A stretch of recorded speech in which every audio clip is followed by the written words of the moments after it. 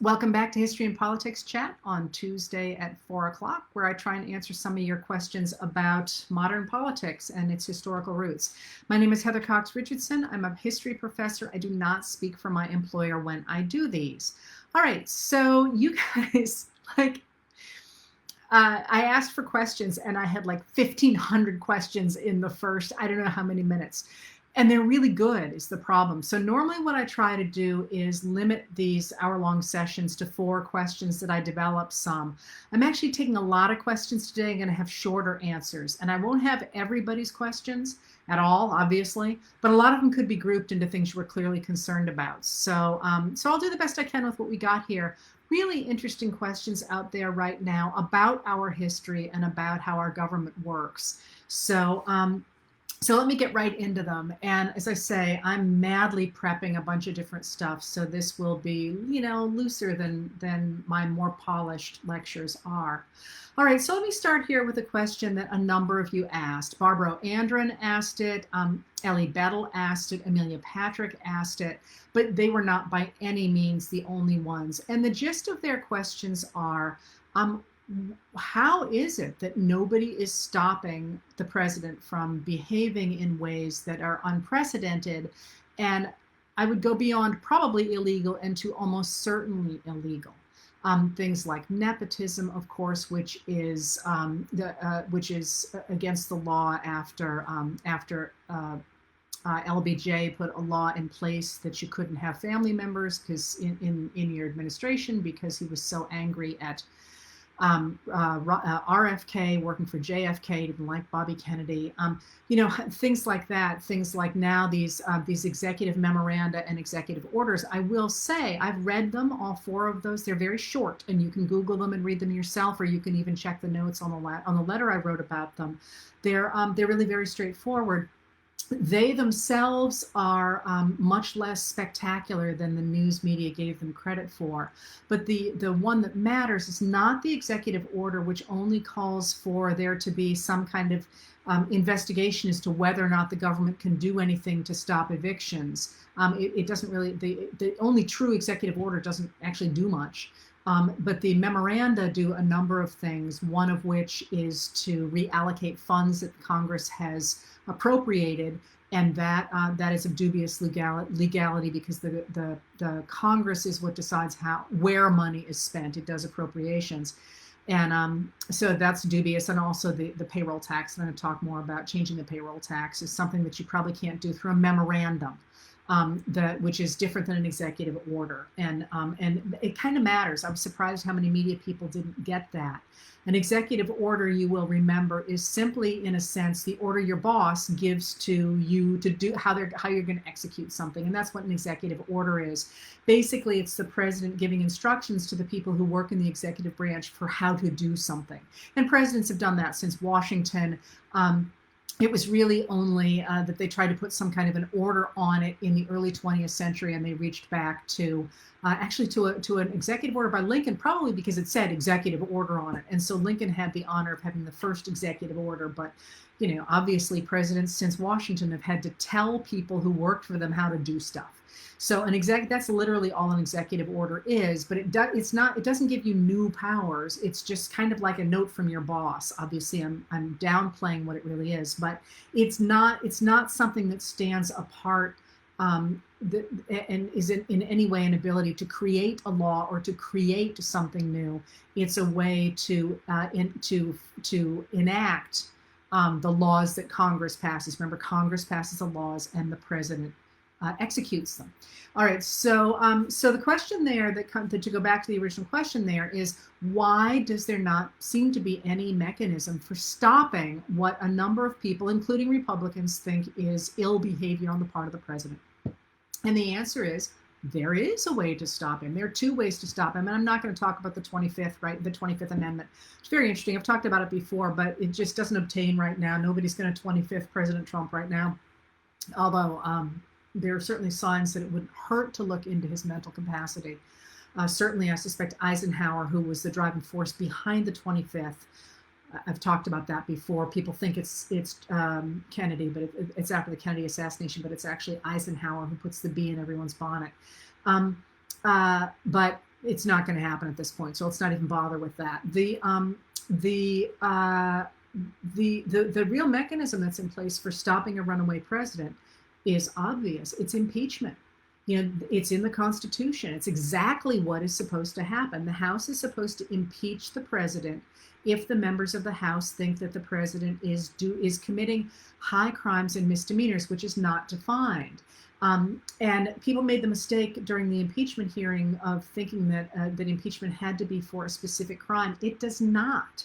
To impeach somebody simply means that you don't believe them. You don't think they're doing a very good job. And the great example that people gave then was that you could certainly elect a president who chose to spend his or her whole time sitting in a chair watching, binge watching TV. That person is not committing a crime, but certainly is not acting in a way that a president should. So we do have a mechanism for getting rid of a president, and that's impeachment.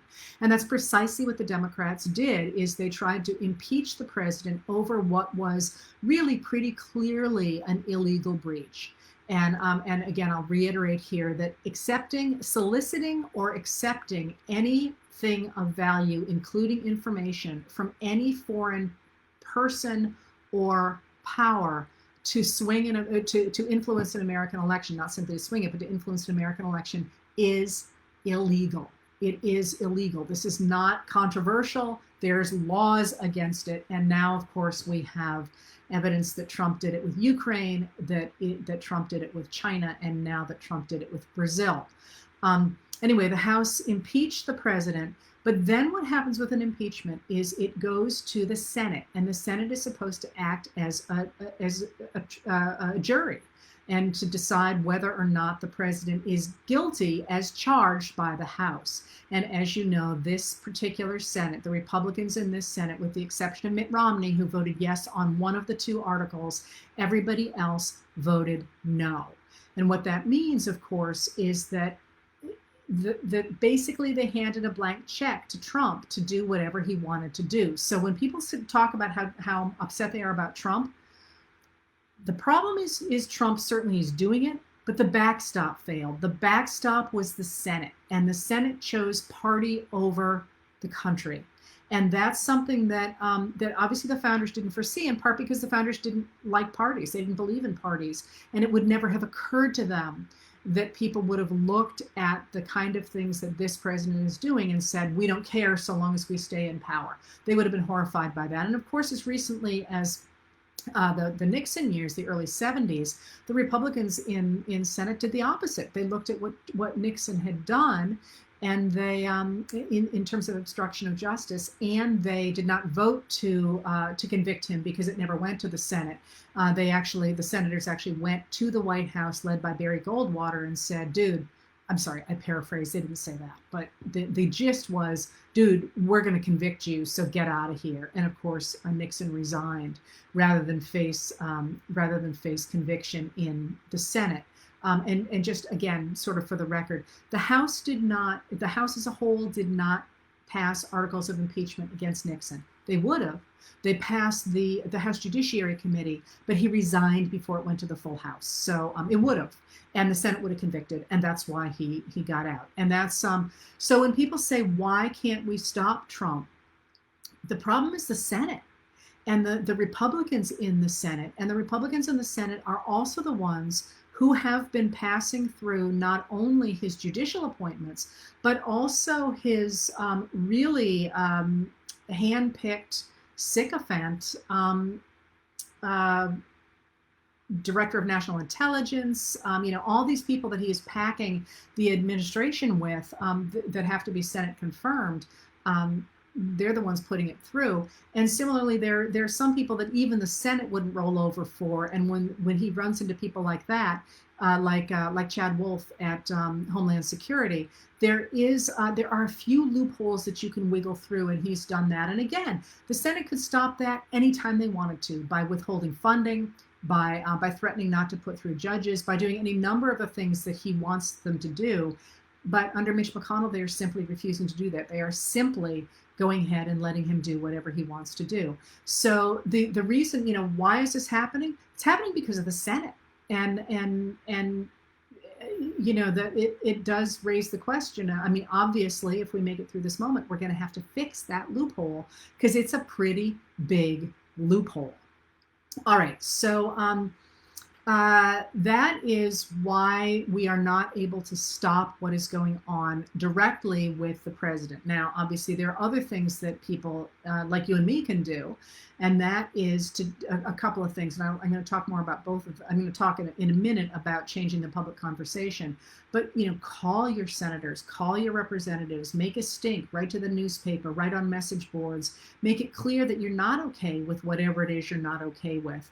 And as Timothy, or maybe as Sarah Kendzior says about the rise of authoritarian governments, don't acquiesce in advance. The idea that this is happening to us and we can't do anything is wrong, because if it were too late for us to do anything, there would not be such a huge push to stop us from doing anything. If they were secure in power, there would not be these mad flurries of activity that we see again and again and again. All right, so let me go on here because, again, so many great questions. I'm sorry, Amelia Patrick actually went on to say, did presidents act like this in the 1800s and the press just wasn't able to inform the public? No, this is one of the great crises of American history. We have never had a president who behaved like this before. They certainly have had corruption. I mean, you're always going to have corruption whenever you have a big organization. It's just human nature. You're going to get bad apples. But in the past, the presidents have always believed in the system of American democracy, even if they maybe acted in ways that you. If anybody is watching me and not watching the news, I just got a text that Joe Biden has picked Kamala Harris as his running mate. So if you, somebody else just put it there. You were typing so fast you got her name wrong. All right. And I have a lot to say about the choosing of a vice presidential pick. So maybe this would be a good time. I was going to do it later. The thing about a vice presidential pick, you may like Kamala Harris, you may not like Kamala Harris. In a way, it doesn't matter. What a vice presidential pick does is it brings something to the ticket. And what my concern about Kamala Harris was that Joe Biden has pretty clearly already got a real advantage among the African-American population. So she wouldn't have brought those people in. And California is already a Democratic state, so she wouldn't really have brought those people in. I kind of wondered if it might have been Susan Rice for that reason, because she has some advantages in terms of national security. But when somebody picks a vice presidential candidate, a lot of people think it's kind of the runner-up for the president, and certainly they're the backstop if something happens to the president. And in this case, because Biden is an older man, that's not something we should not be looking at. I actually think that matters a lot nowadays in a way that it may not have mattered back when presidents were younger and tended not to have anything happen to them. But that's not their only role. Their role is really to create a coalition in the White House. So to bring in people that otherwise might not love the president. So, for example, I'm going to pick on James Garfield here. James Garfield is very much a progressive Republican in 1880. They got to get kind of the corrupt money guys on board. So his vice president is a corrupt money guy. Generally, a ticket is a wedding of two branches of the party. A lot of people liked Elizabeth Warren for that position. I adore Elizabeth Warren. She's an incredibly smart woman, but that was a safe Senate seat for the Democrats, and I thought that was going to be a long shot for him to pick her. She'll be much more effective in the Senate. So even if you didn't get your pick, it's really not about. It's really kind of about creating a coalition. It's not about having your person necessarily at the top. Had Kamala Harris not been named here or invited to be vice president, she would almost certainly have been at AG, Attorney General. So she still would have been in the administration. And that there's just a lot of those. It's a chess game. It's kind of like Sudoku. I always say to my students, like, who moves where. Sometimes I think that people who are looking at it a little bit less professionally don't get that, that if you move this person here, then you got a vacancy over here. But if you move this person here, then all of a sudden you got to move two people here. There's a lot that goes into these kind of decisions. It's not just a question of popularity. It's a question of what kind of a team you can build together. I see somebody just asked about the Electoral College, and it's supposed to be being a backstop. I've talked so much about the Electoral College and some of these. I don't think I'm going to have time to do it today, but the Electoral College is very important. Okay, so we got Kamala Harris. Really interesting. I gotta say, and this isn't really historical. This is about being a scholar for all these years. I think she's one of the smartest people I have ever seen operate. And I've seen a lot of really smart people. If you watch her talk, you can see the space that she is building with words. And I have only known 3 other people in my entire career who can do that. And at least one of them I would consider a genius. So the fact that we've got that kind of brains that close to the White House is quite a relief in this moment. All right, so let me keep on going here. Larissa Ross and Karen Bettner asked about the census. Thank you. The census is unbelievably important, and we have not had the bandwidth to pay it the kind of attention it needs to have. So we have declared in our American Constitution that every 10 years there will be a census. And the reason for that initially was because it was the census on which the representation in the House of Representatives was predicated. So in the Senate, you'll remember every state gets 2 senators, 2 critters. Even if you have like nobody in your state, or even if you have a gazillion people in your state, you got 2 senators. Balanced against that was the House of Representatives, which is apportioned by population. So originally the census was just supposed to count who was there in order to apportion the population. But quickly, the census became a way for the government, first of all, to get a snapshot of what the country looks like. So, I remember when I was talking to a family member under Obama who was just crazy about, how Obama was asking all these intrusive questions about the census. And I was like, stop right there.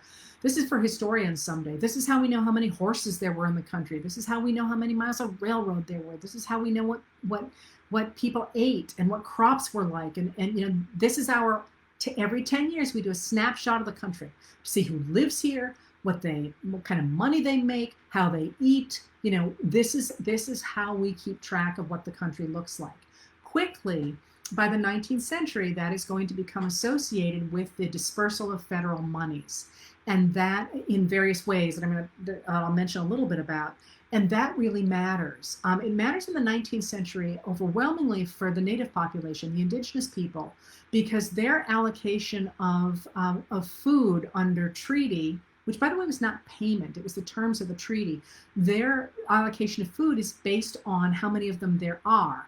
And as they became less and less willing to interact with American Indian agents, they were called, they would hide from census workers, and so they would be terribly underfed. This is going to cause some of the real problems in the late 19th century because they're not getting the food they want. And the government, which hasn't tried very hard to find them, sort of says, well, we counted and this is all the people we got. So you don't need all the food you say you do. You actually only need what the census said. I mention that because that kind of undercounting is really important nowadays when we have both the dispersal of federal monies and the dispersal of federal programs. So one of the things that's happening right now with the Trump administration is it has actually been attacking the census for years now. Put in a new director. It's been trying to manipulate the way that the census was counted. As you probably remember, there was an attempt to put a citizenship question on the census, which again, you're thinking about, you think, oh, snapshot, you want to know who the citizens are, right? Well, what that would do, and this is pretty clearly established in court cases, is it would mean that that families who were of Hispanic background primarily would not fill out the census because they would be worried that somebody would come for them. So it was going to dampen down Hispanic families' participation in the census. And here's the problem. If you dampen down the ability of certain populations to be counted, what that means is those places will not get the kind of federal monies that they should for the next 10 years. And why does that matter? And why is that something that might be of interest to this administration? Because the people who are undercounted right now by the census overwhelmingly are people of color or are people who are not necessarily homeless, but home insecure. So they have a PO box rather than a mailbox, or somehow have been hard to reach. And so if you remember during the 2010 census, there was actually one night when people went out and they tried to count every single person in America. They literally went around the streets and counted homeless people and whatever it took to do to get an accurate count. What we're doing this time around is the opposite. We've actually shortened the amount of time that people can be counted for the census at a time when during the pandemic people are moving around. We also, again, have this issue that with the evictions that will most likely come up with the end of the eviction moratorium, you're going to have people who simply can't be counted. Who knows where they are? So that's a problem for the apportionment of federal monies. It's also a problem for apportionment of representation in Congress, because if you are from a city that has a large number of people of color, especially Hispanics, say in Florida or in Texas, or anywhere, I'm not trying to pick on them, and they don't get counted, you are responsible as that municipality or that state for providing for those people or helping those people out, but you don't have the representation in Congress to do it, and you're not getting the federal funds to do it. Now, the other trick to the census counting is the overcounting of certain regions, and this is one of the reasons that we tend to have large prison complexes in rural areas in red states. So people who are incarcerated, say in upstate New York, again, I'm making this up, I'm just picking on a state, are counted in that area, not in the areas from which they came. So your people who are in that rural area of New York State, for example, will have that population added into the monies they get into their representation, while those will have been taken away from the communities where those people were moved to be incarcerated wherever they are. All right, so the possible consequences of an inaccurate census are huge, because a miscount for 10 years is absolutely huge. And you will remember, of course, in 2010, the Republicans very carefully worked to take over state houses, so that on the basis of that, every 10 years we get a reworking of state congressional districts, and that's how we got the gerrymandering that has made the Republican Party so impregnable in places like North Carolina and Wisconsin and Kansas, because they worked to take over the state houses so that when that new census came out, they could do it in such a way that the Democrats could not get power, no matter how great a majority they have. And that's obviously something that really, if we're going to maintain a democratic system, we must deal with going forward, because you've got states like, as I say, Wisconsin, where it's really pretty much impossible for a Democrat to win any longer because of the way things have been gerrymandered. All right. Next, and these are not going to be in great order because I was throwing them all together in different ways.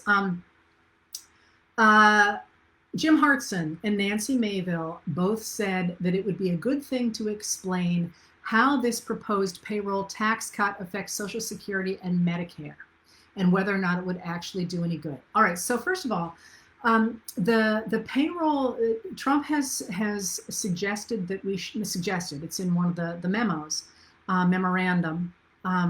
memorandums, which that's apparently the correct way now to say it. I'm still from the memoranda crowd, but whatever. Has said that he wants to have a payroll tax holiday. And members of neither party wanted this. When it came time for negotiations between Republicans and Democrats, this went out the window first, for this reason. First of all, it's so late in the year that many people are no longer paying payroll taxes. So it's actually not going to bring it's not going to put a lot of money in people's pockets, first of all. Second of all, it only affects people who have jobs. And the whole point is that we have 30 million people who are on unemployment because of the state of our economy. 30 million people. So it won't do them any good at all. And the other piece to that is that it doesn't actually stop the taxes. it only puts them off till after the election, to next year, which is after the election.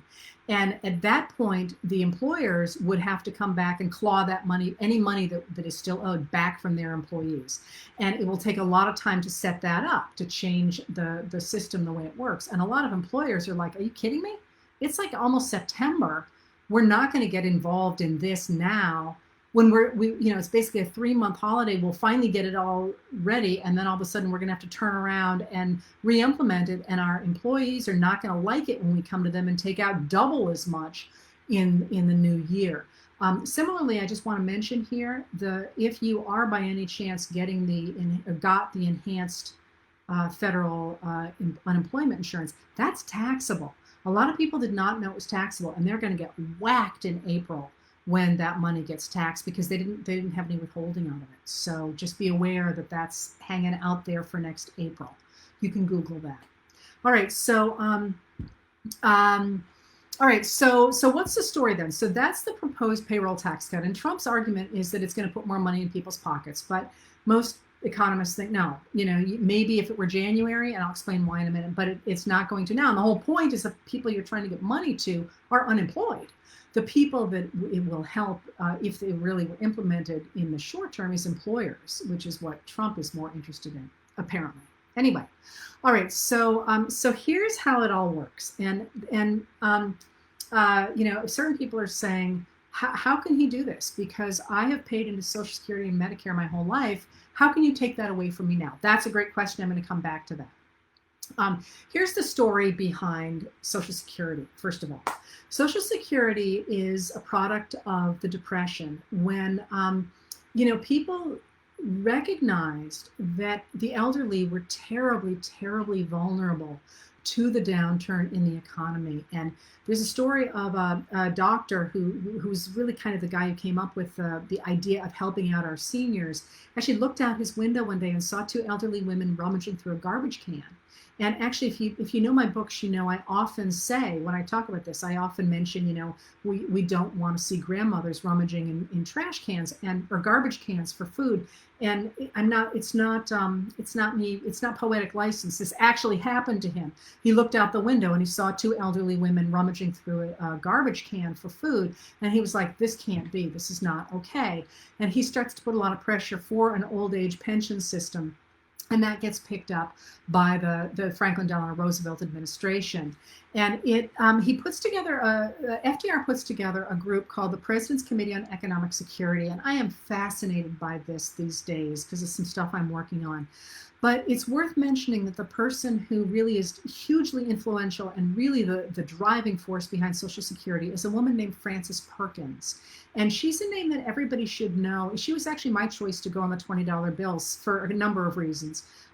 But simply because she was hugely influential in the creation of the New Deal. And lots of people have forgotten that she even existed, but she was a big, big deal. Anyway, she is on the President's Committee on Economic Security, and she backs the Social Security Administration, which is passed on August 14th, 1935. And what it does is it provides benefits to retirees and the unemployed. And it was never intended to be a full, like a pension, but it was intended to be enough of a supplement that you weren't going to have to worry about the elderly. Because remember, this is a period of transition when in the past, the elderly could live with their children, there were some options. I mean, old age has never been a comfortable thing in America until after the passage of Social Security. Simply because once your earning power is gone, you better hope you've got younger relatives who can take care of you. I'm from the country. I mean, we got tons of stories about, generation after generation living with family to family. But after this, in this period in the 30s, it was clear that you really couldn't move home. Your kids couldn't take care of you because they didn't have jobs either. So there had to be some way for the government to sort of just put a little cushion underneath the elderly until their kids got back on their own, or until a supplement to their own savings. But here was the kicker. The administration, the Roosevelt administration, did not want to have this vulnerable to being cut. So what they did is they funded it through payroll taxes. And the way that this works is that for Social Security, payroll taxes are a general general concept for taxes that are taken out of your paycheck. And either they're taken out just for you, or you take out some and your employer matches the rest of it. And Social Security is one of those. I believe it's 6.5% that comes out of your paycheck, and your employer matches that 6.5%. And if you're self-employed, you got to pay both. So that which always seems a little bit stressful to me if you're a solo employee. I mean, if you have your own business, but whatever, there you are. So anyway, what this does is this money goes together to fund Social Security, and Social Security and is funded through these payroll taxes, and they are funded together with Social Security and Medicare. It comes together under a tax called the Federal Insurance Contributions Act tax, and that's FICA. If you've seen that on your in your pay stub, that's FICA. And what that does is it pays for Social Security. I believe exclusively that your Social Security is funded from payroll taxes. It does not pay. Oh, yes, I'm right, actually. Here we go. Social Security is financed through the dedicated payroll tax. Employers and employees each pay 6.2%. Is that what I said? I think of wages up to a maximum, and the maximum is $137,700. So that's why I say this late in the year, some people have already paid. Are done paying, but that's a maximum of how much you pay up to then, and then you don't pay any more. So this is one of the things people have talked about to save Social Security, to make it more financially viable, is to say, why should there be a cap? If you make $500,000, you should pay, on the whole $500,000 and not stop at $137.70. So that insurance, and also most of old age and survivors insurance and disability insurance also comes from payroll taxes, not all of it. Social Security then is funded entirely by payroll taxes. Medicare is funded in part by payroll taxes. Medicare is actually funded by a couple of trusts, and those trusts take money from other places to put together money for Medicare. And one of the places actually that their money comes from is interest paid on Social Security benefits. So these are linked as well. And some of the money for Medicare comes from Social Security. So is this, and there's a bunch of different places, 4 or 5 different places that money comes from. So that if you stop putting in money into a payroll tax, yes, it absolutely is going to affect Social Security and to a lesser degree Medicare. Now, I've heard people say, well, Trump says he's not going after those things. In fact, he has said repeatedly that after the election, he will be looking into those things. Now, why would any politician want to get rid of Social Security and Medicare? But it's certainly Social Security, because Medicare, as I say, has got other money. So although they often are talked about in the same, Social Security is really the one that is going to have, on the chopping block if we go after payroll taxes. And the reason for this goes back to the whole moment we are in politically. And you have to remember that the Republican Party, as it is currently constituted, it's really been taken over by a group of quite radical extremists, has been dead set against the New Deal from the beginning. They believe that the New Deal is sapping America's independence and strength, and that we need to get rid of all social welfare legislation and all business regulation and all infrastructure funding in order to return America back to a system of what they would call a free enterprise and individualism. So to their minds, and you see this with the way Rand Paul talks, for example. Is he the one? Yeah, Rand Paul. Yeah, okay. Rand Paul, but also Paul Ryan. I have trouble. They all have 4 letters in their name. The way they talk, they literally want to end those things, not necessarily because they're mean, although it certainly is self-serving for people who have money, but because they really ideologically believe that the government has no business providing a social safety net, promoting infrastructure, or regulating business. And that if you could just get rid of those things, what that would do is it would permit people of wealth and connections and education to order the world the way it really would be most efficient, really the way it was in the 1920s. It's kind of a principled stand, although they know that nobody wants to lose their Social Security and their Medicare, so they fudge a lot around the edges. But if you're really listening to their ideological position, yes, they would like to get rid of those things because they believe they're a waste of money and they're creating dependent people. All right, so that brings up another question. I'm going to jump forward here and then jump back. Liz Arbaugh wanted to know, how would I answer people who keep saying that voting for a Democrat is just a vote for socialism? And I bring this up right now because that's, of course, the argument against things like business regulation and against a social safety net and against infrastructure, is that is socialism. And you hear that again and again and again nowadays. I've heard it just this week from somebody, we're almost a socialist country. And that is crazy talk, to be honest. First of all, socialism is a system of government, and it's a system of government in which the government owns the means of production, and the people, if you will, own the government. So it is a form of government in which the people, through their government, control the factories, the hospitals, every means of production in society, everything that produces something. And that, oh, come on. Like, really? Like, do you really think that the government is in any danger right now of owning an American company? That's crazy talk. We are so far from that. You might have made some arguments like that in World War II. That was, two lifetimes ago. So when people talk about the Democrats now being socialists, what they are doing is they're making an argument that actually comes out of Reconstruction. And what that argument came from the idea that the government in the 1860s, the late 1860s and early 1870s, trying to help people of color level the playing field between them and their former enslavers, was going to be a redistribution of wealth. And what that meant was that because it would take Army officers and agencies and programs to level that playing field, those would have to be paid for by tax dollars. And because tax dollars were going to be levied on people who actually had stuff, and those people who had stuff, for the most part, would be white in the 1860s and the 1870s.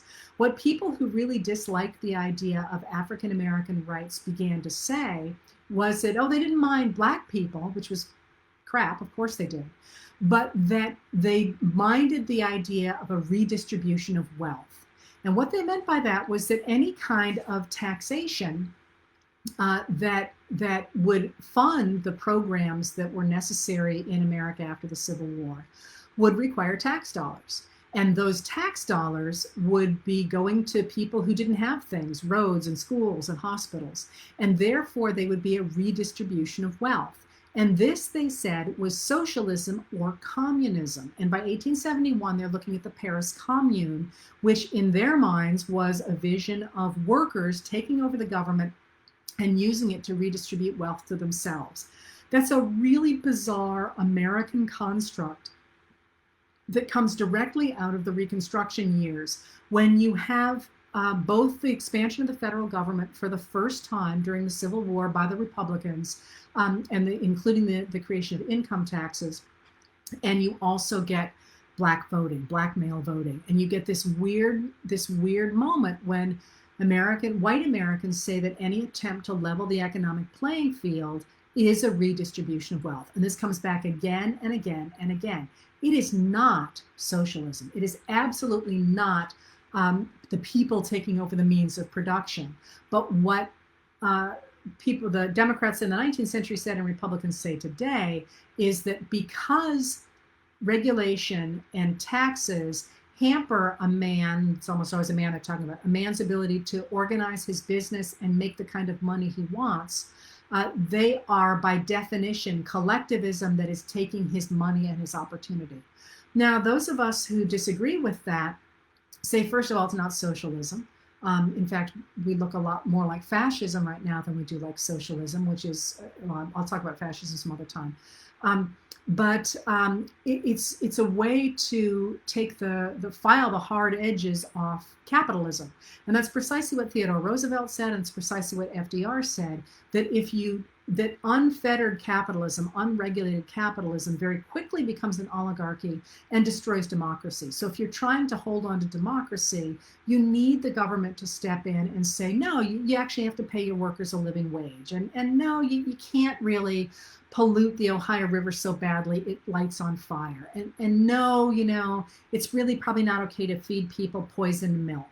We need that when you let people accumulate with no restrictions and you make no effort to promote equality of opportunity for everybody, it's a very short step to losing democracy altogether. So when people say voting for Democrats is to vote for socialism, what would I say?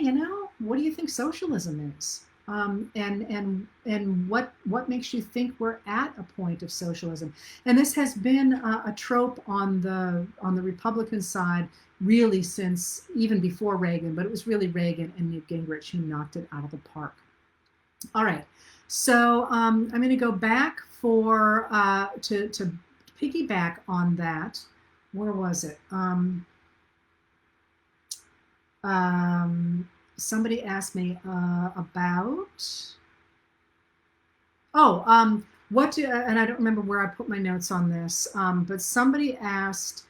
They keep hearing, and I get this in my mentions all the time. What does one say about the idea when you hear that Democrats started the KKK? That's absolutely true. The Democrats after the Civil War, the Southern Democrats, but they were major sympathizers among Northern Democrats who were known during the Civil War as Copperheads.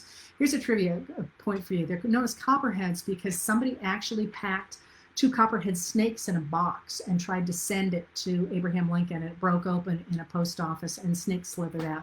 And that's how Copperheads got nicknamed Copperheads. But I mean, they were trying to poison him, obviously. So definitely Southern Democrats wanted a white supremacy. They wanted to make sure that African Americans didn't have any civic or civil rights after the emancipation. And they worked very hard to make that the case. And one of the things that they did was they tried to keep African Americans from voting. And I've talked about this a lot in the history chats, to try to keep African Americans from voting by terrorizing them at night in sheets that were designed originally to look like the ghosts of dead Confederates. Now, they pretended that the formerly enslaved people really believed they were the ghosts of dead Confederates, but, they weren't. Black people weren't stupid. They knew it was their white neighbors terrorizing them. But a gun is a gun and a noose is a noose, and you are going to react to that regardless of whether you think it's supernatural or corporeal. So the Southern Democrats do in fact start the KKK, the Ku Klux Klan, theoretically made by an onomatopoeia by the sound to imitate the sound of a cocking rifle. Who knows? To make sure that African Americans and their white colleagues, their white supporters, will not vote for the ratification of the new Southern state constitutions in 1868. And then, of course, they run rampant from 68, 69, 70, and they're finally put down in 71, 72 after Ulysses S. Grant establishes the Department of Justice and actually sends federal officers down there to round up the KKK. So that's absolutely true. So the issue here is that, people, especially like Dinesh D'Souza, keep saying this like this is some great own of the modern day Democrats. Well, okay, if you want to say that, I'll tell you how the parties change sides. But if that's the case, the Republicans not only, if you're going back to that time, not only stood against the KKK, they also invented income taxes. And a Republican actually said during the Civil War, a major Republican, a leading Republican said that the U.S. government has the right to take 99% of a man's income if it needs it to protect the country. They said things like that. They invested in infrastructure. They did everything they could to create a strong country in the 1860s. But if you want to talk about other things Republicans have done, remember that the old Republican Party is the one that invented the idea of coming up with universal health care. You know, they're the ones who did that. They're the ones who created a progressive country, that a progressive government that cleaned up our water, protected what people ate with the Food and Drug Act in, I think it was 1906. You know, so if you go back and you sort of grab hold of pieces of party history, sure, if someone wants to say the Democrats are the ones who started the KKK, yeah, absolutely, they did, absolutely, and the Republicans are the ones who started the income tax. So, you know, let's recognize that parties change. What's important to recognize when people are saying that the Democrats started the KKK is that they're trying to say that somehow that still matters. And it certainly matters to historians, and it matters a lot about the way that white supremacy over time in America got reinforced. But in terms of political history in this moment, the idea that somehow today's Democrats bear the cross of creating the KKK, and the Republicans, today's Republicans, are somehow free of any kind of attachment to white supremacy because back in the 1870s they stood against the KKK, is simply incorrect. And the reason for that is because the parties switched sides. And they, you guys always ask me about this, and I'm doing this thing over there on Thursdays about the Republican Party, but someday I'll do one about the Democrats. What happens is that in the 20th century, with the increasing focus on African American rights, especially after World War II, but before that as well, but certainly after World War II. This creates a huge crisis within the Democratic Party because the Democratic Party has a base in the northern cities and it has a base in the southern rural areas. And it's a tension. And what's going to happen is that eventually, by the time of LBJ, Lyndon Baines Johnson, and even before that with Kennedy, after World War II, the party is going to have to decide if it's going to help protect Black rights and make this multiracial coalition, or if it's going to stay together with its white supremacist old Bourbon Democrats, as they were known in the South. And the party swings away from the Deep South. And when it does that, in the 1950s, when the Democrats begin to start enforcing Black rights and being willing to enforce Black rights, first under FDR and then under Truman, the deep Southern Dixiecrats, as they were going to come to be known, say they don't want any part of this. You know, they don't want to be part of a party that's enforcing Black rights.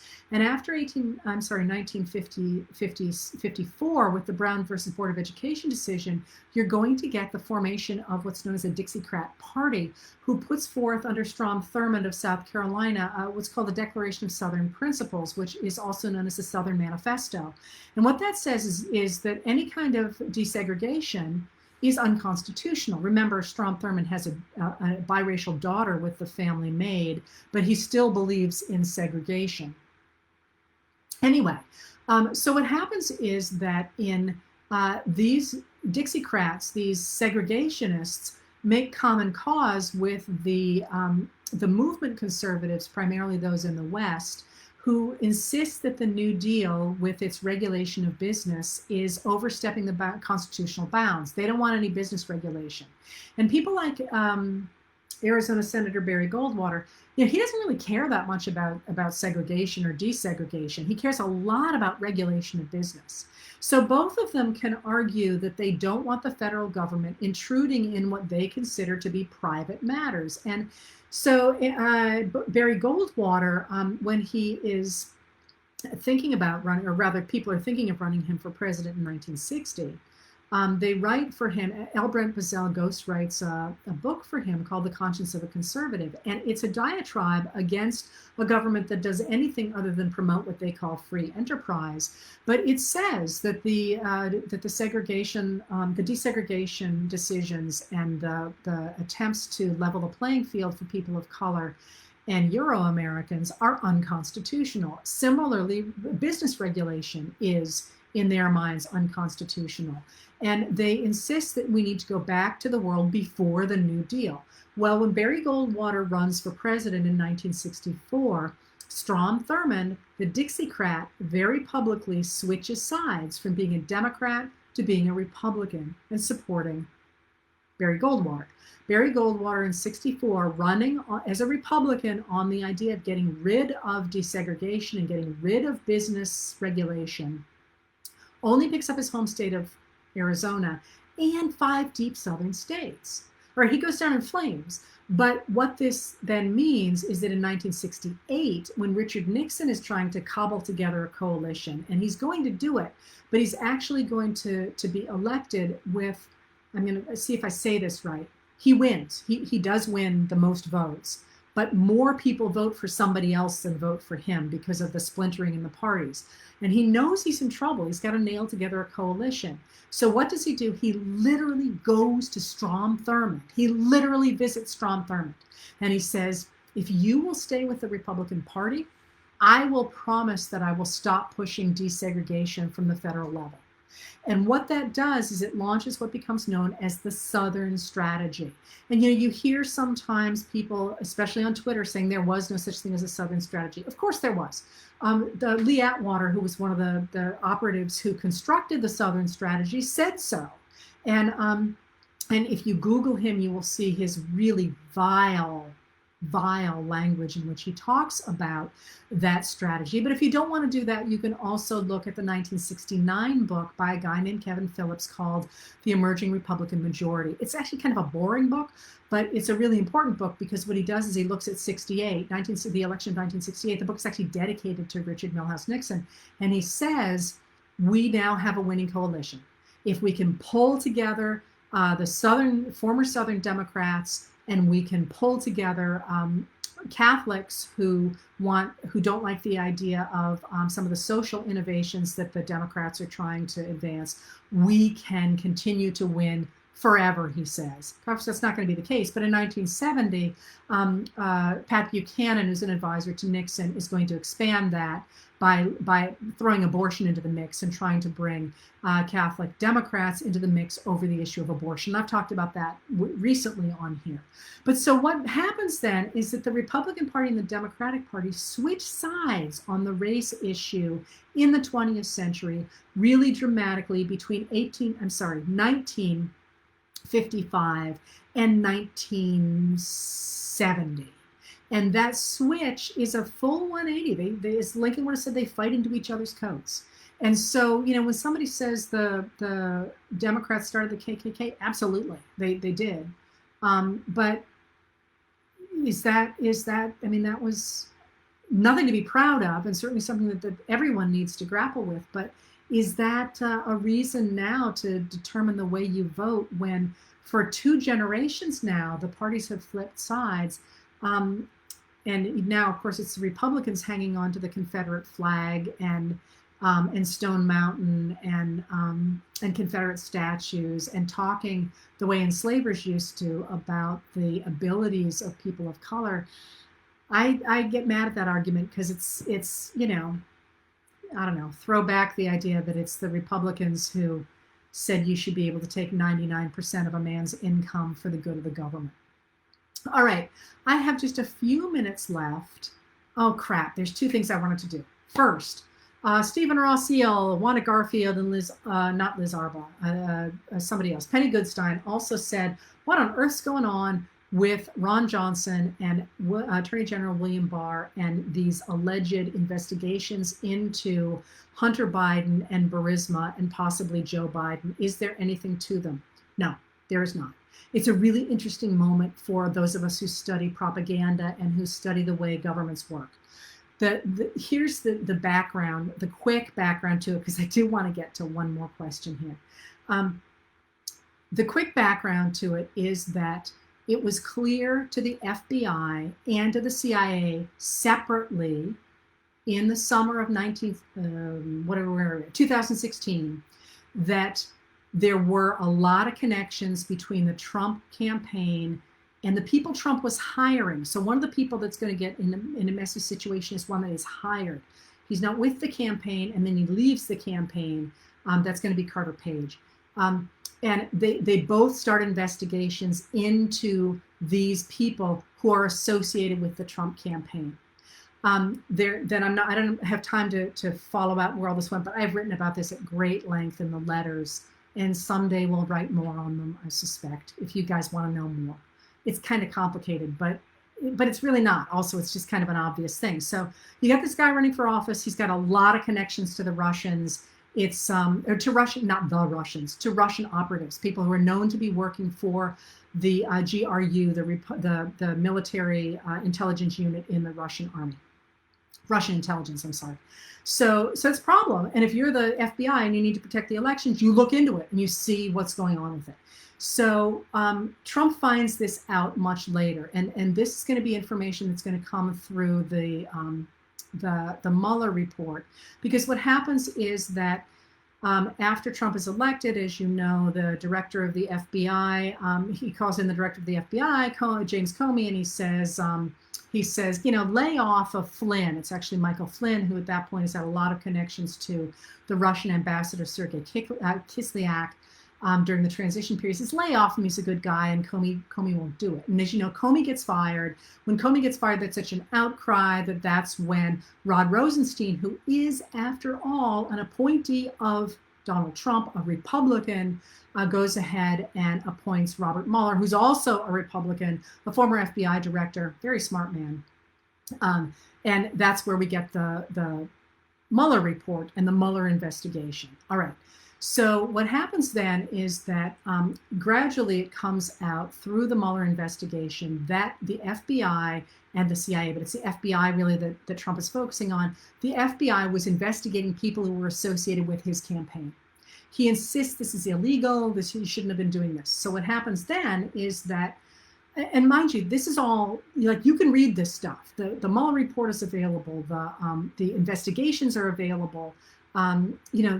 I wrote about this stuff with notes. I mean, this is not like some tinfoil hat. There's no evidence of this. So then what happens is that the Inspector General of the FBI, there's such pressure that something was wrong, and Trump keeps talking about how Obama investigated him and it was he doesn't say treason yet. He says it was illegal. But he actually looks into it and he says, was it okay? Was it okay that they went and did this investigation? And the Inspector General of the FBI, whose job it is to do this, looked at it and said, yeah, this was not a political investigation. This was a legitimate investigation begun legitimately, and this was done the way it should have been done. But there were 4 requests to surveil, to wiretap Carter Page, who was no longer with the campaign at that point. And those were not good. You did not do your homework on those. They were bad. And you took them out to the woodshed and gave them 16 kinds of what for having fudged their paperwork. The FBI came back and said, you're right, we're sorry, we'll clean it up. But that had nothing to do with it did have something to do with the investigation, but Carter Page was no longer part of the campaign. The investigation itself was fine. Okay, so there we go, right?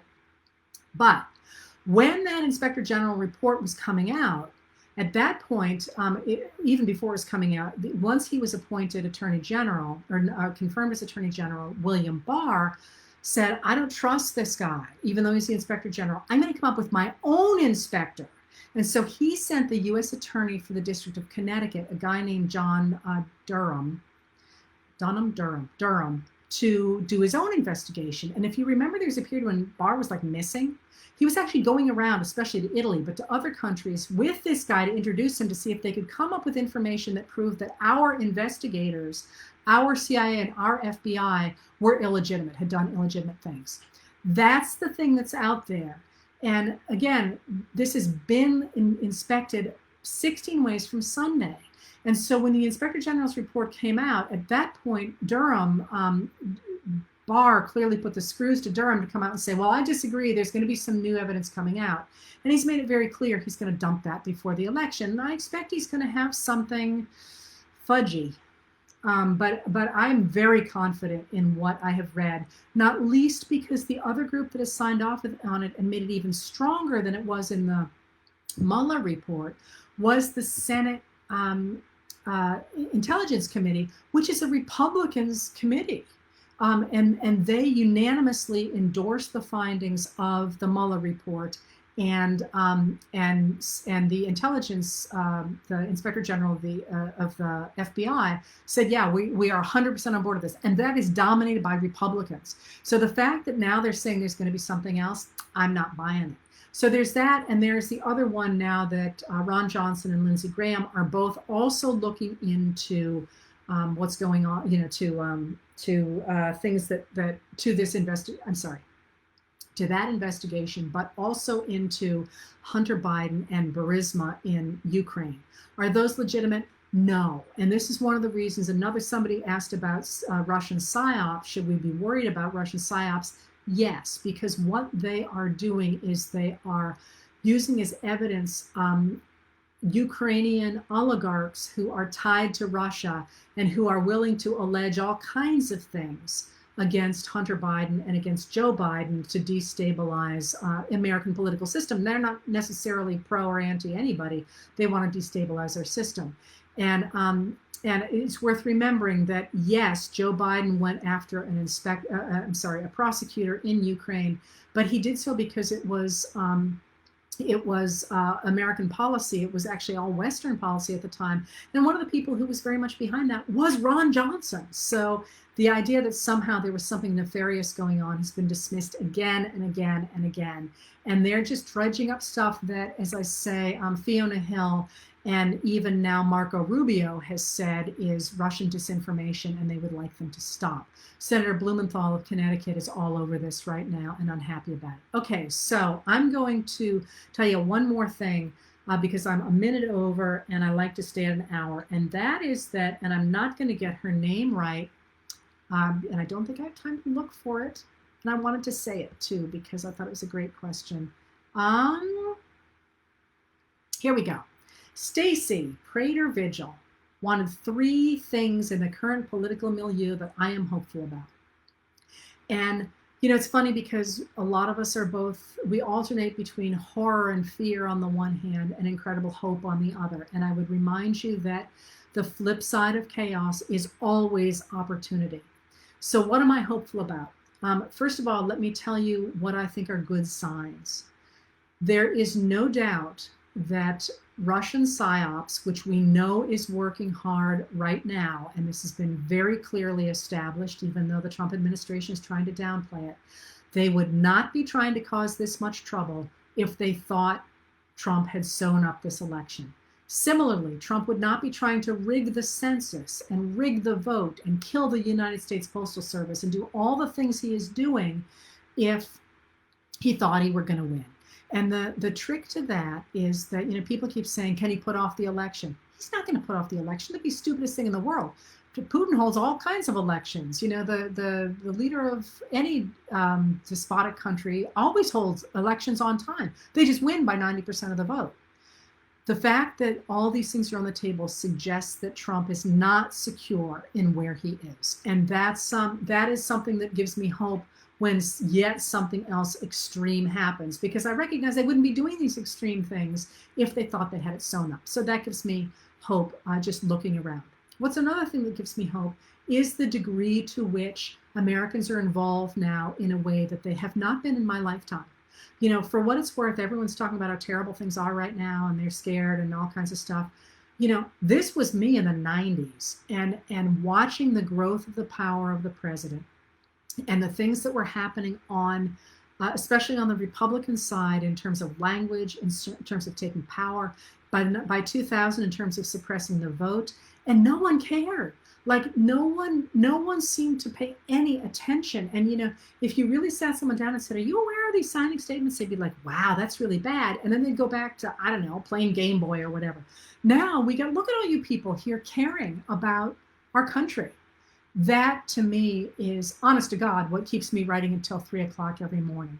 And that's the thing that really gives me hope. And the third thing here, Stacy, and that is that I believe in human self-determination. And I believe in that with what is virtually a religious faith, that human beings, certainly Americans, maybe I shouldn't speak for all human beings because I'm an Americanist and I can't speak for any other country.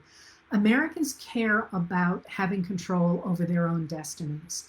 We care about it deeply. And sometimes we get really lazy and we don't pay attention to our governments. And sometimes we make bad decisions. But at the end of the day, we care enough about that we fought and won a civil war to determine it, and we fought and won a war against fascism against it, and to establish it. And I believe that we will prevail again. Now, I can't see how this plays out, but when I look around me, and believe me, I get as discouraged as anybody else, but when I look around me and I look at where we are right now and I say, okay, let me game out how you would stuff this genie back into the bottle. Like, how do you shut up all of the Americans, not just people like me, but like all of you here? How do you shut us all up? How do you make it so we go away and that we acquiesce to being ruled by an oligarchy, and especially a stupid oligarchy? How do you make that happen? And I can't game out a situation where you do that without quite literally rolling tanks through all the streets. And the military has made it very clear they're not interested in that.